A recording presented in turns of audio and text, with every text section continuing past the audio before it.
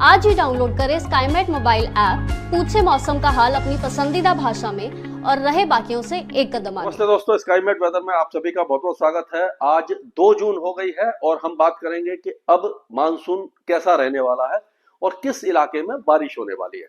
तो आपको सबको मालूम है कि जो गिनती, जैसे मैंने लगातार बताता आ रहा हूं कि मानसून तो 24 तारीख को ही पहुंच गया था केरल में और कई इलाकों में, लेकिन जो गिनती शुरू होती है वो 1 जून से 30 सितंबर के बीच में होती है। तो 1 जून हो चुकी है। 1 जून के जो रेनफॉल था, यानी कि एक तरह से झमाझम जो बारिश के साथ आगाज हुआ है मानसून का। तो आप देखिए कि जो पूरे भारत में ये है 1 जून से लेकर के 1 जून, ये 24 घंटे का होता है। और ये आप जब भी मैं आगे बताऊंगा आपको ये रेनफॉल का डेटा दिखाऊंगा, तो ये आप देखेंगे कि ये होता है 1 जून से लेकर के, या 1 जून है क्योंकि एक ही दिन हुआ है, फिर 2, 3, 4 ऐसे, मतलब 1 जून से ही शुरू होगा और 30 सितंबर तक जो मानसून की बारिश है वो लगातार काउंट होती रहेगी। और ये पहला जो कॉलम है ये 24 पिछले 24 घंटे का रेनफॉल होगा। तो अभी पिछले 24 घंटे और 1 जून का सेम है क्योंकि 24 घंटे ही हुए हैं मानसून को। तो पूरे भारत को 86% ज्यादा बारिश मिल चुकी है ऑलरेडी, क्योंकि एक ही दिन में इतनी अच्छी बारिश हुई। और ये क्या हुआ है कि जो लो प्रेशर एरिया या डीप डिप्रेशन जो बांग्लादेश के अंदर से होता हुआ गया था पूर्वोत्तर राज्यों में, वो पहले डिप्रेशन बना, वेल मार्ग लो प्रेशर एरिया बना, लो प्रेशर बना, और ये साइक्लोनिक सर्कुलेशन के रूप में है। तो अभी भी वहां पर भारी बारिश हुई है। और आपको मालूम है कि सिक्किम में कई हमारे जो यात्री हैं और जो टूरिस्ट भाई हैं, वो भाई बहन जो है वो फंस गए हैं लाचुंग और आसपास के इलाकों में। तो क्या है कि चुंगथांग से लेकर के आगे तक का रास्ता तो साफ हो गया है, लेकिन चुंगथांग से लेकर के गंगटोक तक का रास्ते में थोड़ी सी रुकावट आ रही है। तो 24 घंटे के अंदर सारे यात्री सुरक्षित निकाल दिए जाएंगे। मतलब कि किसी की हताहत होने की खबर नहीं है, लेकिन हाँ, रोड ब्लॉक वगैरह हो गया, लैंडस्लाइड वगैरह हुआ है। उसी तरह से ये कई इलाकों में, जो मेघालय के कई इलाके हैं और इम्फाल है, यहाँ पर कई, मतलब नॉर्थ ईस्ट इंडिया में कई इलाकों में ये लैंडस्लाइड और मड स्लाइड हुआ है, काफी ज्यादा नुकसान देखने को मिला है। तो आप देखेंगे कि उत्तर पूर्वी जो भारत है, पूर्वी और उत्तर पूर्वी, वहां पर 195 मिलीमीटर ज्यादा बारिश हुई है। और नागालैंड, मणिपुर, मिजोरम, त्रिपुरा में एक ही दिन में 341% ज्यादा हुई है। असम और मेघालय में 283% ज्यादा हुई है। अरुणाचल प्रदेश में 101% ज्यादा हुई है। लेकिन पश्चिमी बंगाल के जो गंगे पश्चिम बंगाल है, वहां पर बारिश नहीं हुई, तो -59 है। और झारखंड में 23% ज्यादा हुई है, बिहार में 4% कम हुई है। अगर नॉर्थ वेस्ट इंडिया की बात करें तो वहां 25% कम हुई है, क्योंकि नॉर्थ वेस्ट इंडिया में जो धूल भरी आंधी और वगैरह ये सब आता है और थोड़ी बारिश होती है। तो अभी वहां पर मानसून क्या है कि वो जून के आखिर में पहुंचता है। तो अभी वहां पर बारिश कम हुई है, लेकिन आज से बारिश की गतिविधियां काफी ज्यादा शुरू हो जाएगी। कई इलाकों में बारिश होगी, जिसके मैं आप अब डिस्कस करेंगे आगे। और सेंट्रल इंडिया की बात करें तो वहां पर भी 58% की कमी है। और इसी तरह जो देखेंगे हम ये हाँ, ये 185% ईस्ट और नॉर्थ ईस्ट इंडिया में ज्यादा है। माफ कीजिएगा, नॉर्थ वेस्ट इंडिया में 195% ज्यादा है, क्योंकि यहाँ पर बारिश जो हुई है वो पंजाब में हुई है ज्यादा, और आपका हिमाचल में हुई है, जम्मू कश्मीर में 612% ज्यादा हुई है। तो इन 3 जगह के कारण ही ये थोड़ा सा ऊपर आ गया है। और सेंट्रल इंडिया में 25% कम है और साउथ इंडिया में 58% कम है। अब आगे हम देखते हैं कि किस तरह का मौसम रहने वाला है। तो अभी जो पहले वेदर सिस्टम देखते हैं। तो ये मैप में आप देखेंगे कि आपको लगेगा कि कल का ही मैप है, लेकिन इसमें कोई ज्यादा बदलाव नहीं हुआ, इसीलिए मैंने मैप में बहुत ज्यादा बदलाव किया नहीं। अभी भी वेस्टर्न डिस्टर्बेंस पहाड़ों पर है। ये जो वेस्टर्न डिस्टर्बेंस है, इसका असर अगले 2-3 दिनों के दौरान भारी बारिश के रूप में दिखाई देगा। अब क्या होगा कि जम्मू कश्मीर और जो गिलगित बाल्टिस्तान, मुजफ्फराबाद, लद्दाख, इन सारे इलाकों में अच्छी बारिश होगी, तेज बारिश होगी, लैंडस्लाइड और मडस्लाइड हो सकता है। उसी तरह से हिमाचल और उत्तराखंड में भी अब बारिश की गतिविधियां बढ़ने वाली है कई इलाकों में। तो और पंजाब, हरियाणा, दिल्ली, राजस्थान, उत्तर प्रदेश और उत्तरी मध्य प्रदेश में भी झमाझम बारिश हो सकती है कई इलाकों में। मानसून यहाँ पर नहीं पहुंचा, लेकिन जो मानसून से पहले की बारिश है वो काफी ज्यादा अच्छी होने वाली है। तो ये अब बादल देखिए, तो ये रात का पिक्चर है। तो इसमें हम देखेंगे कि ये देखिए जो बंगाल की खाड़ी पर एक और ये एक तरह से बादलों का समूह है, ये म्यांमार की तरफ जा रहा है। और ये थोड़ा सा गंगे पश्चिम बंगाल से लेकर के जो पूर्वोत्तर राज्य यहाँ पर, और थिम्पू और ये जो भूटान और सिक्किम, यहाँ पर भी काफी ज्यादा बादल है। और ये जो हल्के फुल्के बादल ये आपको दिखे नॉर्थ वेस्ट इंडिया, इन सारे इलाकों में आपको दिखाई दे रहे होंगे। तो अगर हम टेम्परेचर की बात करें, तो टेम्परेचर जैसे हीट वेव चल रही थी कई दिनों से, तो वो हीट वेव तो अब हट गई है। अगर देखा जाए तो यहाँ पर देखते हैं हम, तो हीट वेव अब हट गई है।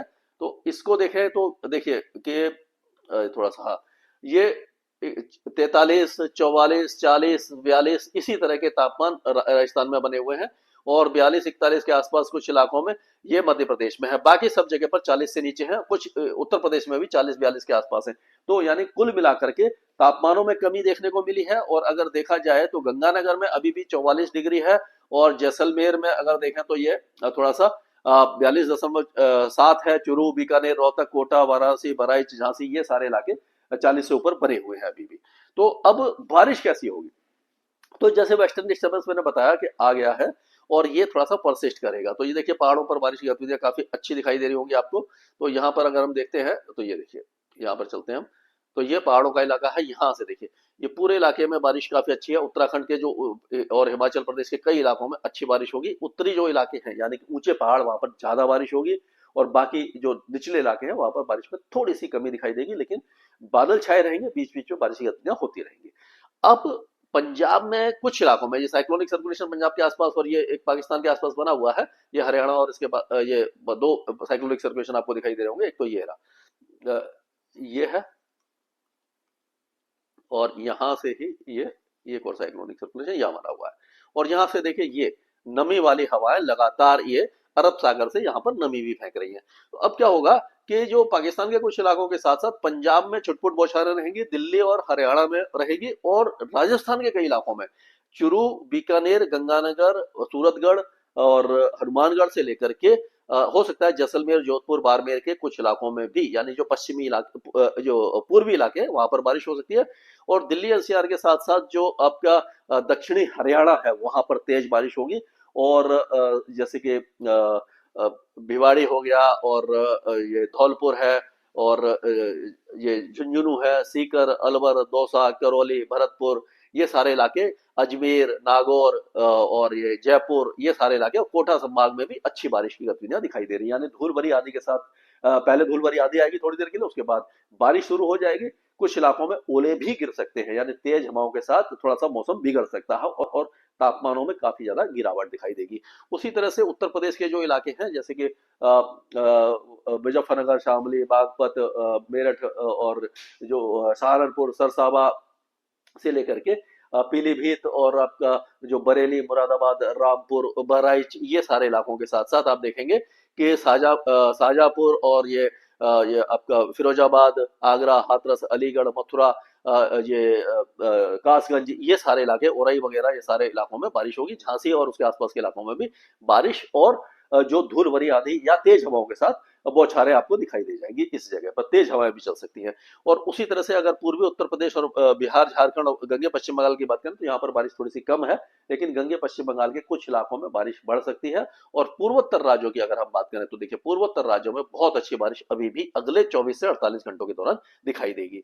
अब उड़ीसा में बारिश की गतिविधियां थोड़ी सी कम रहेंगी। और अगर राजस्थान में हमने बात कर ही ली, अब गुजरात में भी बारिश की गतिविधियां एक बार फिर से शुरू होने वाली है। देखिए यहाँ से नमी वाली हवाएं आ रही है, हवाएं तेज रहेंगी।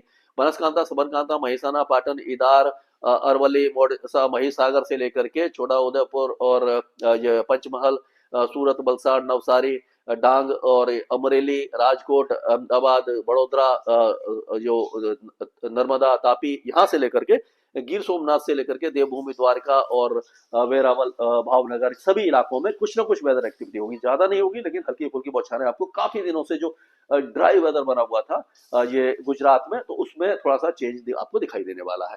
और फिर से जो मध्य प्रदेश के दक्षिण पश्चिमी जिले हैं जैसे कि नीमच, रतलाम, उज्जैन, धार, खांडवा, खरगोन, अलीराजपुर, बड़वानी, हरदा, इंदौर, भोपाल, शाहजहांपुर, गुना, शिवपुरी, ये सारे इलाकों में भी कुछ न कुछ मौसमी गतिविधि जो से गरज चमक के साथ बौछारें वगैरह आपको दिखाई दे जाएंगी। अब मुंबई और उसके आसपास के इलाकों में अच्छे मतलब छोटे मोटे शावर, जो पासिंग रेन के शावर आपको दिखाई दे जाएंगे। विदर्भ में बारिश कम होगी, लेकिन अब और आगे हम चलते हैं तो कोस्टल कर्नाटका, गोवा से लेकर के केरल तक लाइट टू मॉडरेट रेन होगी, लेकिन तेलंगाना और आंध्र प्रदेश में हल्की बारिश होगी। इंटीरियर कर्नाटका और मध्य महाराष्ट्र, मराठवाड़ा और ये रायलसीमा वगैरह, तमिलनाडु, यहाँ पर बारिश की गतिविधियों काफी ज्यादा कमी दिखाई देगी आपको। और अगर 3 तारीख की बात करें तो ये साइक्लोनिक सर्कुलेशन देखिए अंदर आ गया है, यहाँ पर ये उत्तरी राजस्थान और हरियाणा, पंजाब के आसपास आ गया है। तो इसका असर फिर से पहाड़ों पर बारिश बढ़ जाएगी। दिल्ली से लेकर के पूरे ज्यादातर राजस्थान के इलाकों में, उत्तर प्रदेश के पूर्वी इलाकों तक यानी 3 तारीख को बारिश आ सकती है। ये जैसे कि फैजाबाद, गोरखपुर, अयोध्या, वाराणसी और प्रयागराज, भदोही, जौनपुर, मऊ, गाजीपुर, बलिया, और ये जो इलाके हैं यहाँ पर भी बारिश की गतिविधियां आपको दिखाई दे जाएंगी। और मध्य प्रदेश के भी कई इलाके बारिश देखेंगे।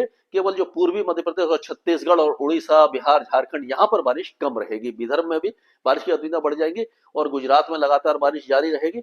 लेकिन जो उत्तरी गुजरात है, जो पश्चिमी राजस्थान से लगा हुआ है, यहाँ पर बारिश नहीं होगी। और एक बार फिर जो मानसून सर्ज है पश्चिमी तट पर बढ़ जाएगी। लेकिन अंदरूनी जो पेनिसुला है, यानी कि जो आपका इंटीरियर कर्नाटका, तेलंगाना के ज्यादातर इलाके और तमिलनाडु, रायलसीमा, आंध्र प्रदेश के अंदरूनी इलाके, यहाँ पर बारिश की संभावना कम नजर आ रही है। तो इसी तरह का वेदर आपको लगातार देखने को मिलेगा और 4 तारीख में भी इसी तरह का, मतलब मिलता जुलता ही वेदर रहेगा।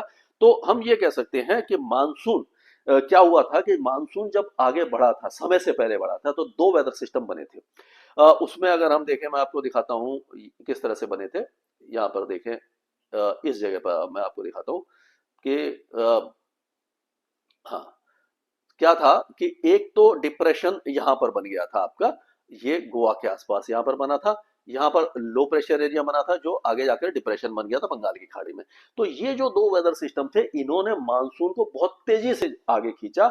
और आपको मालूम है कि 29 मई तक मानसून ये मुंबई से लेकर के पूरा तेलंगाना लगभग कवर कर लिया था, छत्तीसगढ़, उड़ीसा, और ये इस तरह से यहाँ पर पहुंच गया था। तो ये एक बहुत बड़ा, एक तरह से आप कह सकते हो, ये यहां तक मानसून पहुंच गया था, समय से पहले पहुंचा। लेकिन अब 8-10 दिन मानसून की प्रगति में बहुत ज्यादा कमी दिखाई देगी। यानी कि हो सकता है कि एक ही जगह रुका रहे और थोड़ा बहुत आगे बढ़ भी जाए। तो क्या होगा, लेकिन उससे ज्यादा फर्क नहीं पड़ेगा क्योंकि ऑलरेडी मानसून अपने समय से आगे चल रहा है। लेकिन अच्छी बात यह है कि मानसून आगे बढ़े ना बढ़े, लेकिन आधे से ज्यादा भारत में बारिश की गतिविधियां जारी रहने वाली है। यानी पूरे भारत में हर राज्य में आपको बारिश की गतिविधियां अभी फिलहाल दिखाई देंगी। तो चिंता वाली कोई बात नहीं है। और जैसे ही मानसून की सर्ज आएगी, कोई वेदर सिस्टम बनेगा, मानसून आगे बढ़ेगा, मैं आपको अपडेट करता रहूंगा। स्काईमेट वेदर में अभी के लिए इतना ही। मौसम से जुड़ी सटीक जानकारी और खबरों के लिए हमारे YouTube चैनल को सब्सक्राइब करें और बेल आइकन दबाकर हर खबर पर रखें नजर।